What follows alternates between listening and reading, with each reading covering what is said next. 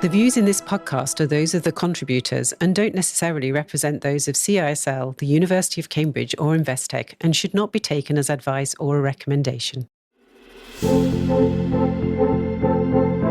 Welcome to What Next?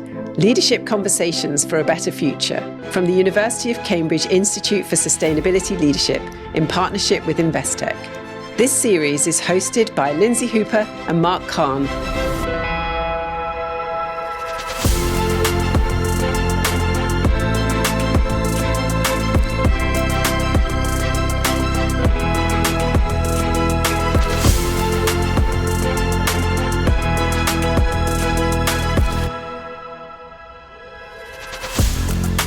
Hello and welcome to What Next? Leadership Conversations for a Better Future, where we explore how leaders can help build future-fit economies.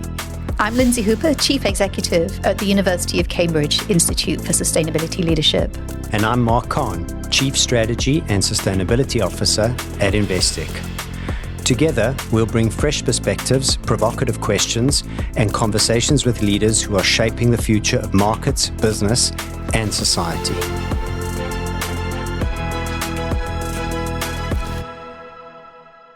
AI is dominating business strategy, policy debates, and front pages alike. For some, it's the most powerful tool that we've ever invented, a driver of human progress and business productivity. But for others, it's an existential risk.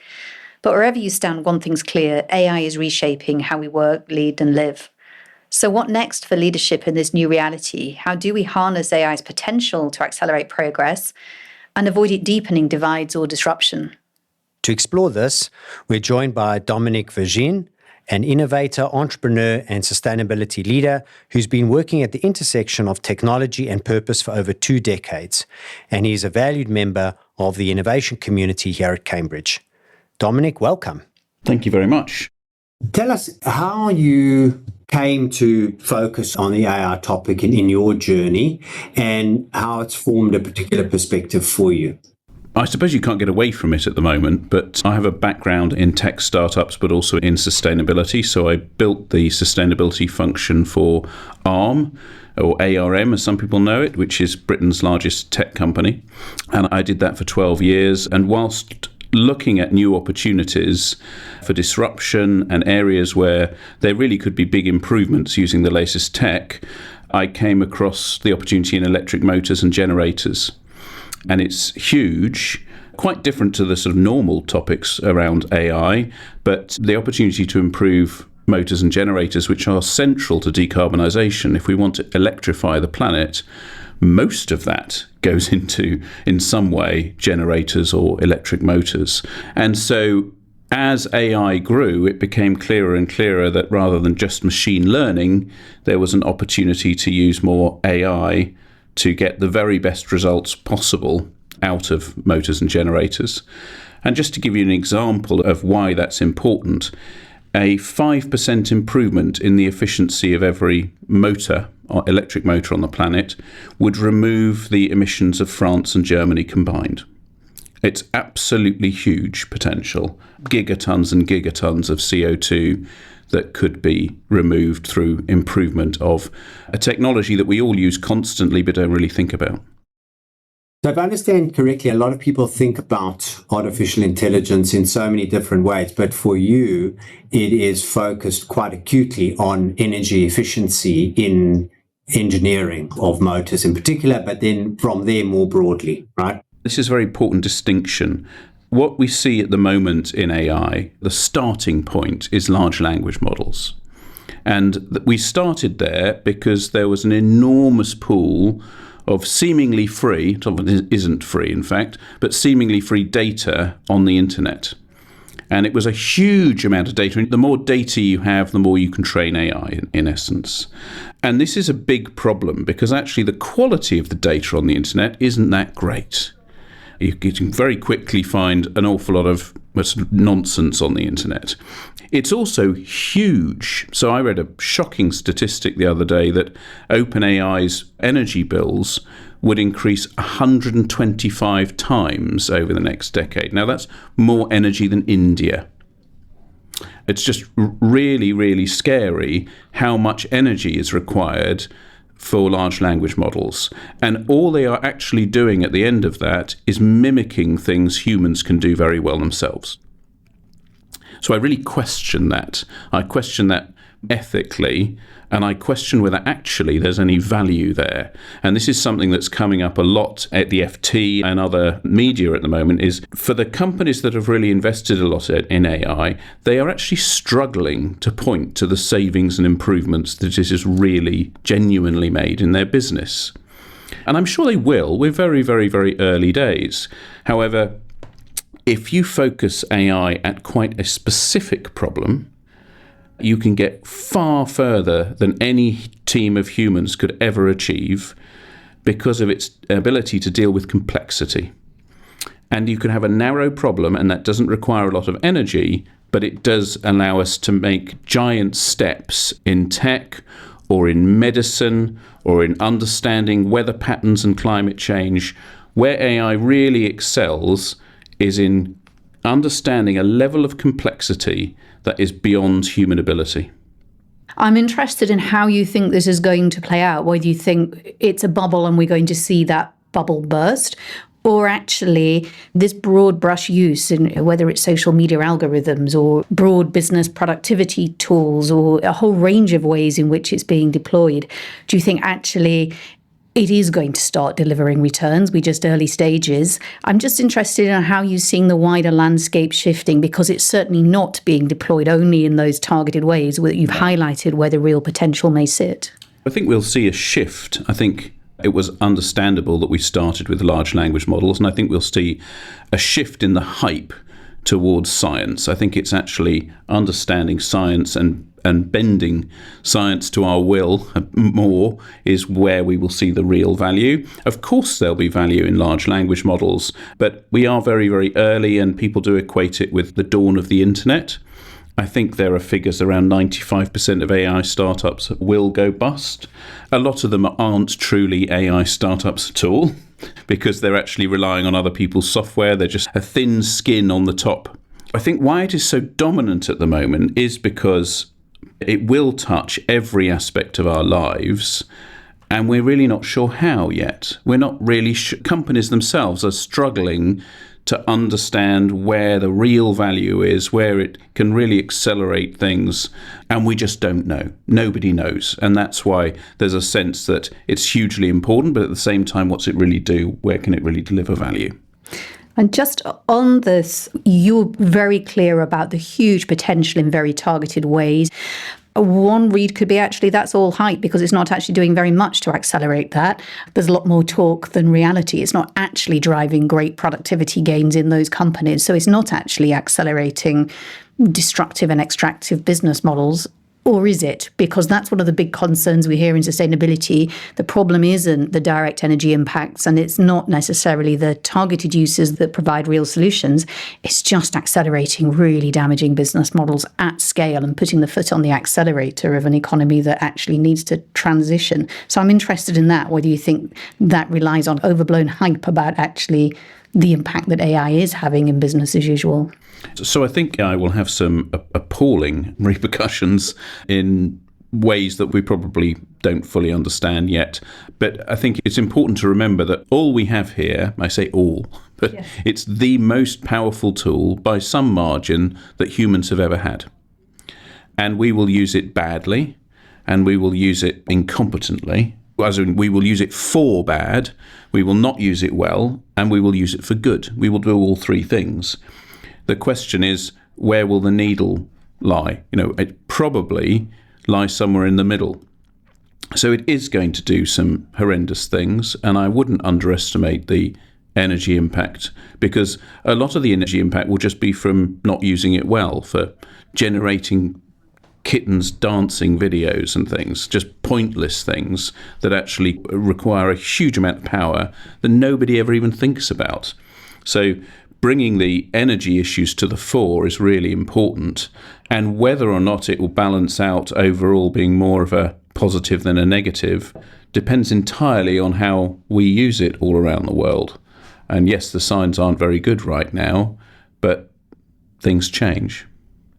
Can I just come in there somewhat provocatively? Are we not making it a whole lot worse simply because we have a particular behavioral pattern as a species, and the market economy drives things in a particular way.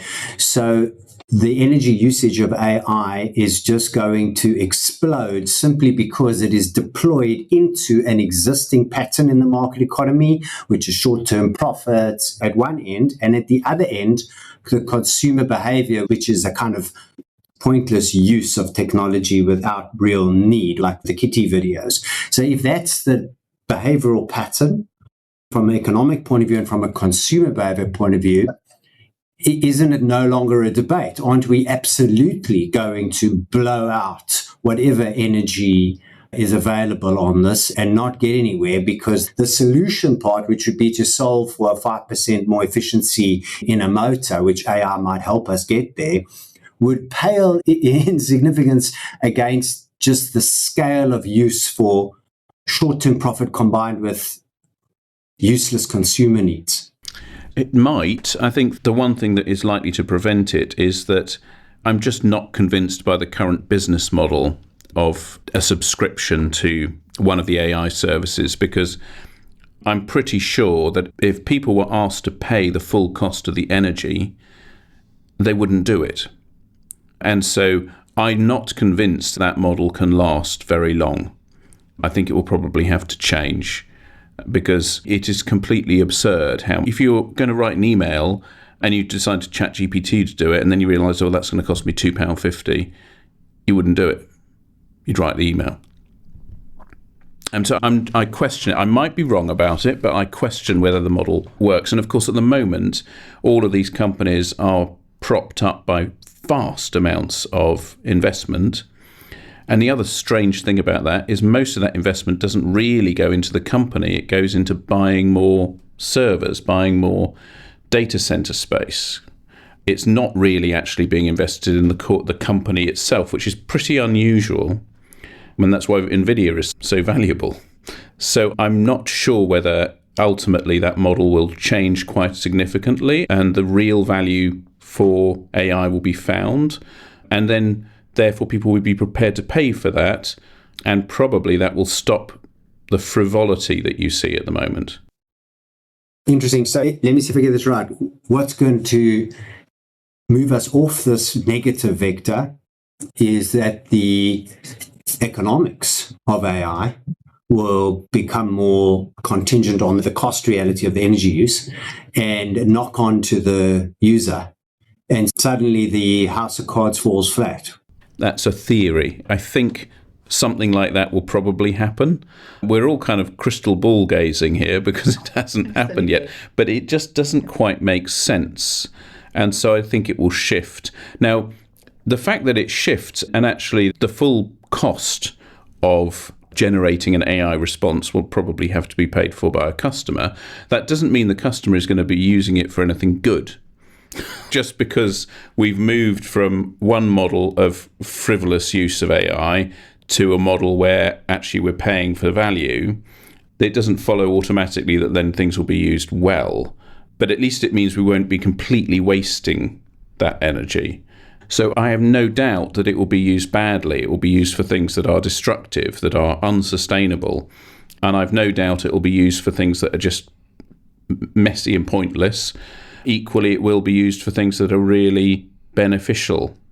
And I suppose one perhaps positive way to think about it is I suspect it will be AI that really helps us move on from the oil-based economy, because we'll have AI helping us looking at new materials, looking at new ways to improve efficiency, looking at helping us improve all aspects of engineering, of flight, of energy generation.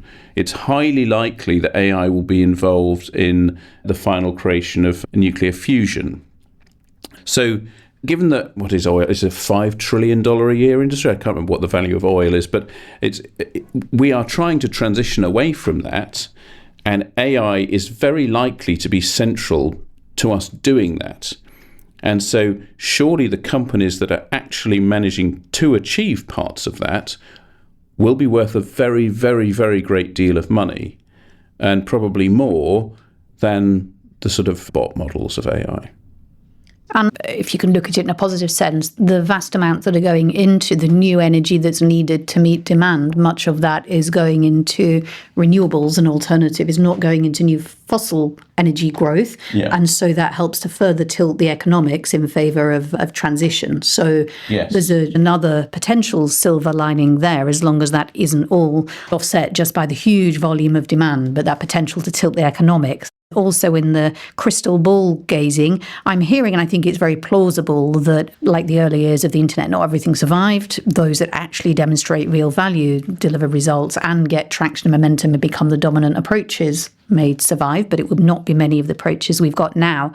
But I think there's potentially also a risk of a huge addiction, that people just become hooked on ChatGPT or whatever, and at the point when there are business models in which you have to pay more, or be willing to suck up and face advertising in order to get the functionality. Collectively, if we become addicted to a particular service, then our willingness to absorb some of the cost, downsides, pain may be a thing that just become unquestionable. But I'm interested to pivot back to this really targeted positive use, the very significant and powerful potential that you've outlined. I'm interested in whether any of this noise, concern, bigger picture landscape around AI, whether that's getting in the way of the effective targeted use, or whether this is happening anyway, it's just not reaching the headlines. The headlines are all about, job losses or brain rot or whatever. And what's the relationship between the broad narrative and actually what's happening in the spaces that you're in?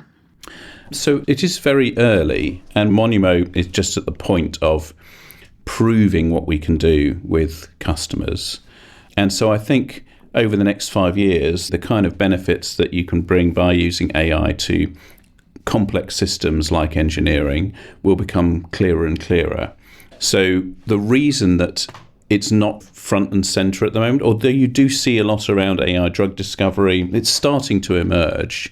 We're just starting to use AI rather than machine learning. You have to have a lot of data before you can use AI.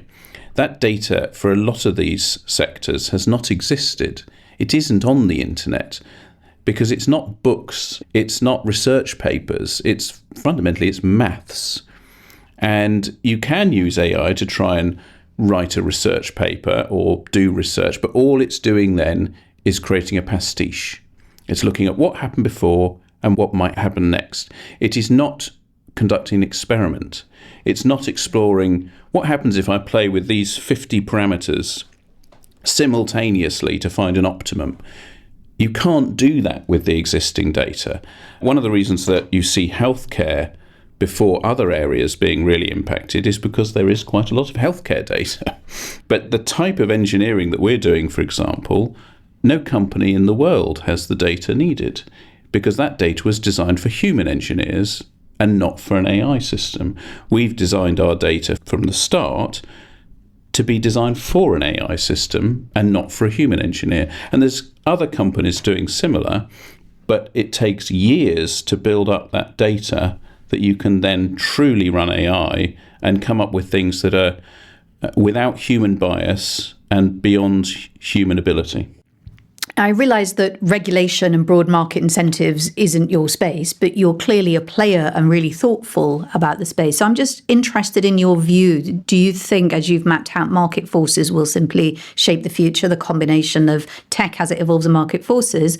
Or do you think there actually are interventions, whether it's from the private sector, governments, policymakers, could be taking that would accelerate greater focus of attention and deployment of tech to those targeted positive cases and or away from and put in protections around some of the negatives that you've laid out? I mean, obviously governments, especially in Europe and the UK as well, and some of the European grants are available to UK companies. They can always help try and push a certain technology or certain area of research a good direction by offering those kinds of grants or tax incentives or things like R&D tax credits, which is something that our company benefits from greatly. And then you can help incentivize small companies through those kinds of grants, and you can point them in the direction of positive use of AI and positive areas of research that have been identified often in academia. So that's one way that policy can help. Whether or not policy should be acting to stop the more negative impacts, I expect it will over time. It's just hard to pinpoint where it needs to be done at the moment. It may be in some way through tax, although I'm not sure how that would work, but it could be actually something like taxing data centers or taxing the companies that are sucking up all the energy and not delivering anything for society, really. I think that is a very big ask of us as a species, to find our way to cooperate across institutions, governments, and stakeholder groups to somehow organize the use of this new technology in positive ways. And I can hear in your tone that there is some skepticism as to whether that is even possible, but it would be good if we could do it, is what I hear. Let me push it to the third actor in the picture of the negative vector, right? So one would be, as you said, the new technology historically, in terms of us as a species, we tend to use it in good ways, bad ways, and useless ways. And we're probably going to do the same thing with this. And maybe we can organize and regulate, and maybe with some good fortune and cooperation, we can get it a bit more good than bad. Fine. But what about the perspective that AI introduces itself as a thinking party in the world, which has its own capability to exert influence in a way that all previous technology was a tool? This tool can think for itself. Do you ever think about that? Because it's all over everywhere, sort of worries that AI will control us rather than we control them. And then what does that mean? Does that ever come into your perspective? It doesn't directly affect the work that I'm doing, because we're in total control of what we're doing with the technology and focusing it into engineering. I mean, that may be why I'm not on the social side, because I think it is much easier to look at an area of chemistry or physics or biology and focus on something specific there where you can get a definite result out of it, and where AI can be hugely beneficial. That's much, much easier to navigate than the social issues. So I think on the social side, it will be very, very complex over the next few decades. Whether or not we'll have a thinking AI that emerges, and this is a sort of a belief, actually, strangely, it doesn't think at the moment. Whatever anyone tells, it does not. It copies, it mimics, it creates a pastiche. It does not think. But there's a huge amount of money, possibly more than has ever been invested before, being poured into what is called AGI, which is artificial general intelligence, which is when something will be considered to actually be thinking. We shall see. I'm a skeptic on that, but a lot of technologists, especially in the Bay Area, in the US, they believe that will happen. I am a skeptic. But let me ask you, why are you a skeptic? So I should just say that I'm not an engineer. I've been working in technology for my entire career, but I'm not an engineer.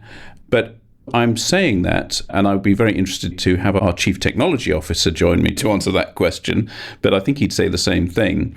It's about the way it works. It looks at the data that exists and works out what is likely to come next. So it's quite straightforward to make someone think that it's thinking, but it's not. It's just coming up with what is most likely to come next. So this is all becomes very, very philosophical, but how do you prove whether or not it's thinking? So I'm just quite unconvinced that we'll get there anytime soon, because as I understand it, it's not how it works. Yeah, my concern in relation to the social dimensions are less about it taking over, but more those that are channeling huge funds in, their business models, how those business models work, many of which work on driving end users down into kind of rabbit holes or tunnels, or tend to skew in particular directions. More the risk that what it is predicting comes next has some sense of bias in it, and much of that benefits from conflict and tension. And so I think there's a concern about how it influences the way that we engage as people, and what we get to see, and what we get to see as norms. And do we take as what a machine is telling us should come next as an objective truth, rather than as a sum total of a whole lot of, as you say, what's on the internet. So I think there are real challenges there, but I would from being an absolute layperson, have that skepticism. You talk about some of the positive incentives that governments can take and deploy that would direct action towards positive deployment, such as yours. You've laid out that this is an incredibly powerful new technology that is having to be built and we're having to work it out. I'm interested if that makes it somewhat of a leveler. You sit within the small enterprise relative to those in the Bay Area that are huge global titans. We know much of our work is with big incumbents that are having to transition. I'm interested in whether this powerful new technology enables new enterprises and startups to actually design out some of the scaling issues that we've seen, or whether all of those scaling issues that we face for startups in Europe are still there, how it's shifting that startup incumbent landscape. It's fascinating because it's so disruptive. So one example at the moment, we have one of the largest and best known engineering companies in the world. I won't say more than that because it will give too much away, but they simply cannot believe what we can do. It's just totally unbelievable. And so they have tested it and validated it and thrown us curveball questions and told us to produce results by the following day, and every single time we can do it. And so it is incredibly disruptive and a huge opportunity. And I am sure that some giant companies that we all think, oh, they couldn't go bust. They will. They will. I don't know which ones, but there will be lots of Kodak moments, when huge companies suddenly vanish because something changes so significantly. Blockbuster. There's going to be quite a lot more in the AI era than there were in the internet era and the era of digital, which is obviously what killed Blockbuster and Kodak. On the other hand, those companies that move forward fast, so the giants that adopt it well and soon, will grow faster. And at the moment, that seems to be more Asian companies than European or US companies adopting it fast. And the laggards will disappear. And of course, some new companies will come to the fore that we haven't even heard of yet as a result. So it's very interesting when we've gone from a tiny pilot with this huge company. We've shown them how much money we can save them and how fast everything is. And so the logical amount you'd put on the next contract is enormous, but it's unlikely to happen. So how long will that take? How long does it take before the real value of AI is understood within some of the biggest and most complex companies in the world? I don't know. Are you able to give us an example of this amazing value that you were able to demonstrate, which was hard to believe? Yeah, sure. So we can do in 3 days what it takes most companies 6 to 9 months to achieve. The result is in every respect superior and can achieve up to a 20% cost reduction on where they would have got to in their design. So it's very, very, very fast. It's better in every respect. So it might be lighter, more efficient. It uses fewer rare earths. So that's where we get the cost reduction from, is by using fewer rare earths. So they get a cheaper, better design in a fraction of the time. And we can do it over and over and over again. And the flip side of that, which is not so great, and we haven't talked about yet, is of course how that affects jobs. Yeah. Now, that's not why I started this company, and I honestly don't know how it will affect jobs in the long term. But clearly, if you've got a system that can do that, you don't need hundreds of engineers doing it. Now, I have a theory about this, which I think a lot of people disagree with, but certainly the Bay Area people will disagree with this. However, if you look at history, every single time there has been a massive technology shift. If you look in the Industrial Revolution, you look at things like the printing press or the loom or the PC in the 60s and 70s, everyone thinks it will cause massive job losses. And what actually happens is it creates huge numbers of jobs that no one had previously thought of. Now, there's a big argument that says that a lot of very well-informed people who say That's not going to happen this time. This time is different. This time it's just going to eat people's jobs. But we've always said that. And we tend to be very arrogant species. So given that every other time in history when we've done this, actually what happens is lots of jobs appear that you just haven't thought of before. Look at all the jobs in IT. If you went into the 1970s and showed people all of these, they wouldn't believe it. So there's a hope that actually, yes, it will be very disruptive. There'll be an enormous shift, but actually it will be a boom and it will create lots of jobs, and we just don't know what they are yet. In terms of how it affects engineering specifically, actually it will require engineers, instead of doing initial designs, it's to refine and improve and target and select those designs to the point where you can try and come up with something that's absolutely the apex design for whatever you're trying to do. And that has huge positive sustainability potential. But it's different to what engineers do today. You certainly would not need quite as many of them, though, I think. When you add on to that prediction the hope that the efficiencies and design quality that AI would produce for the provision of products and services would reduce the cost to the consumer, reduce the cost of living, which would somehow compensate for the transition of job loss to new jobs. That's the positive view, right? Is that this will reduce the cost of basic products and services for life on the planet, in some cases almost to zero for certain things. If the profit incentive isn't manipulated by companies that prop up prices unnecessarily, I mean, that's also something to keep an eye on. Yeah, absolutely. It certainly will help reduce cost significantly. And I started off talking about efficiency, and that's why I started the company. But of course, almost all of our customers ask us to reduce cost. Thankfully, in our instance, the way we make it cheaper is by removing as much rare earth material as we can. So it's still got a positive impact. And in some instances, we are able to look at efficiency.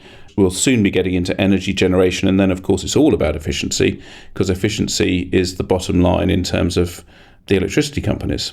So you can directly equate the efficiency to profit. And certainly some of the pieces that you've highlighted there in rare earths also takes us into the territory of why AI is also such a geopolitical issue as well, and relevant to national resilience and national security, given global competition for finite resources and dominance in the industries of the future and so on.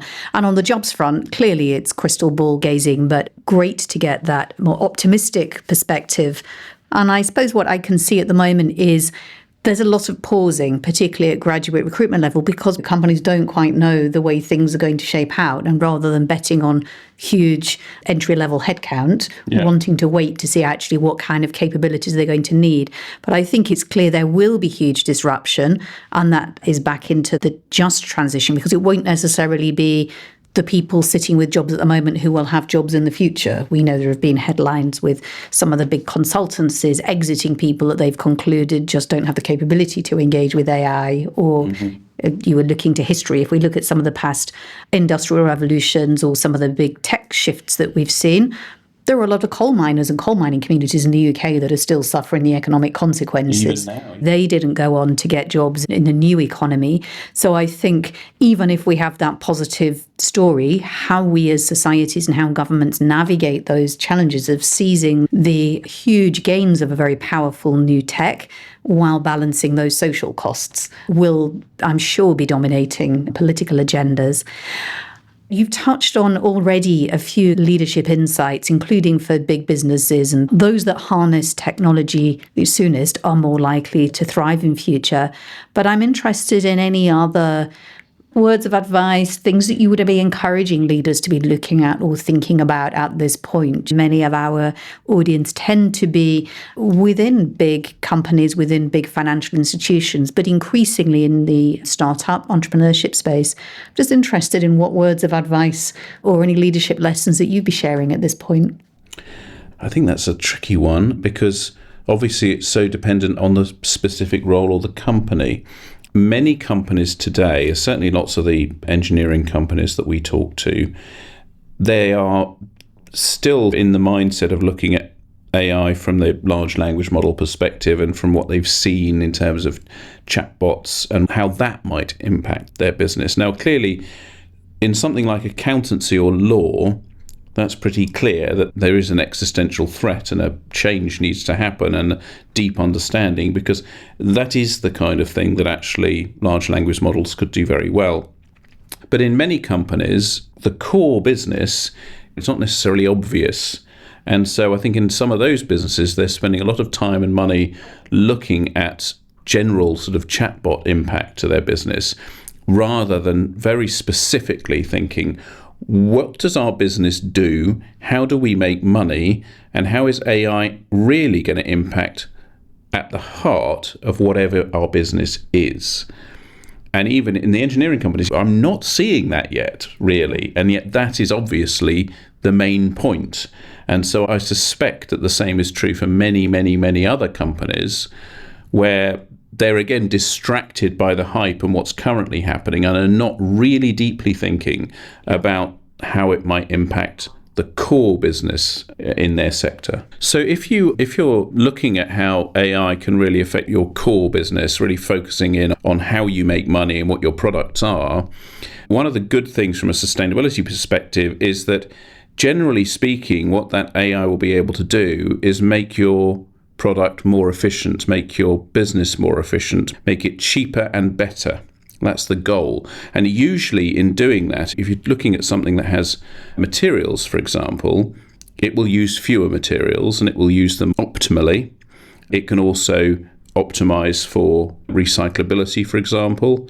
So generally speaking, at the minute, the uses of AI to make a product better actually have very significant sustainability benefits. Now, you could flip that and be very pessimistic around it and think that perhaps companies might use it for even greater planned obsolescence.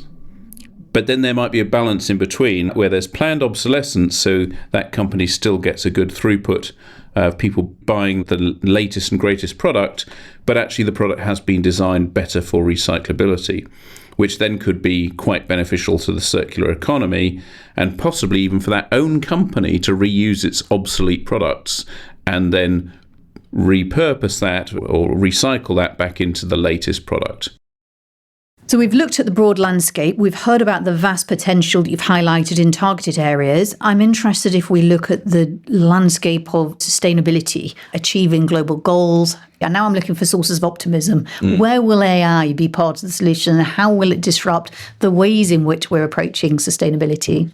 One of the things that I looked at when I was at Arm, and I talked to all the big consultancies about this, is how would you use AI to help achieve the Sustainable Development Goals? And one of the things that became very clear whilst I was looking at that is, first of all, nobody had a clue how you go about doing that. It's far, far, far too complex for where AI is today, first of all. We're not there yet. But the interesting thing about it is that it can show how AI could be really beneficial, because when you dig into the global goals, you've got 17 goals and you've got passionate people in each of those goals who are experts in that field. And actually, the delivery of one could have a negative impact on another. In fact, very likely. And in each of those goals, you've got people who would fight tooth and nail for their goal. They're passionate about it. They're trying to do the right thing. So where's an optimum? Because it's not just achieving all the goals, actually, to the max. That doesn't make any sense. How do you optimize across this incredibly complex set of competing objectives, which they are competing objectives? Where's the sweet spot? People cannot do that. Nobody could do that. But maybe in a decade or so, AI can help us do that. Maybe it can actually help us define really effective policies, because goodness only knows we're not very good at it ourselves. So I think there are massive improvements that can be made by using something that doesn't have any human bias and can look at really, really complex data and figure out that's the optimum, that's what we should do. And of course, there will be people who would object violently to it because it doesn't quite achieve what they want, and other people who would be very much for it because it does achieve what they want. But that's human frailty. So there are lots of ways it can be used very positively. And then on a completely different point, but also perhaps positive, surely it's going to change how we teach children, because there will almost be no point in rote learning. And so if you've got an automatic translator and all the things that AI certainly can do, much of it it can even do now, how do we teach? What do we teach? All this focus on STEM for the past few decades, well, maybe that wasn't quite right, because the things that AI will be very, very good at are science, technology, engineering, and maths. And it's going to excel at those things way, way, way beyond anything we can do. But that means what we should perhaps do with education is, I think, do what we should always have done and teach people how to think. Many thanks for joining us, Dominic. From today's conversation, a few messages stand out for me. First, that AI's real value lies not in the hype of chatbots or mass data scraping, but in solving specific complex problems, such as improving efficiency in energy, engineering, and in medicine. And that technology's future impact is going to depend less on what it can do and much more on how we choose to use it, whether we're using it to drive progress or to entrench harm. Of course, market forces and policy will both have roles to play in that, but so too will leadership, asking sharper questions about where AI adds genuine value and how it supports or hinders our ability to accelerate transition to more sustainable economies. That's it for this episode of What Next? Join us next time as we continue exploring what it means to lead in an age of disruption.